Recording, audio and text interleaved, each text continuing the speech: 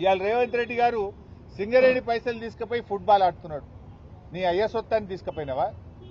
నీ ఫుట్బాల్ షోకుల కోసం నువ్వు ఫోటోలు దిగడం కోసం సింగరేణి 10 కోట్ల రూపాయలు ఏ రకంగా తీసుకుంటావు? ఒకవైపు కార్మికులకు జీతాలకు పైసలు లేవు, అప్పులు తెచ్చుకొని బ్యాంకుల్లో ఓడీలు తెచ్చుకొని సింగరేణి సంస్థ ఆగమైతుంటే నీ ఫుట్బాల్ షోకుల కోసం 10 కోట్ల రూపాయల సింగరేణి డబ్బును నువ్వు ఏ రకంగా వాడతావు? గతంలో సిఎస్ఆర్ డబ్బు సింగరేణి డబ్బు బీఆర్ఎస్ ప్రభుత్వం ఉన్నప్పుడు వాడితే ఆ పిల్లల కోసం వాడినాం.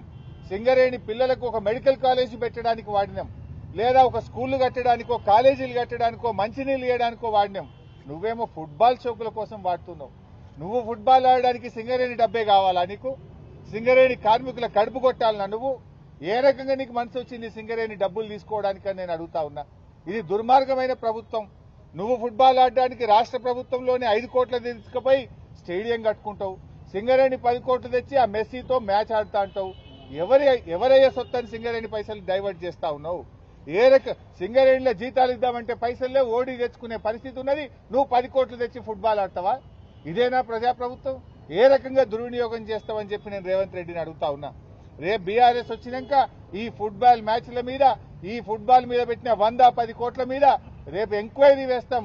దీని మీద విచారణ జరిపి ఒక్కడొక్కని బొక్కలు నూపుతామని చెప్పి నేను చెప్తా ఉన్నా ఈరోజు.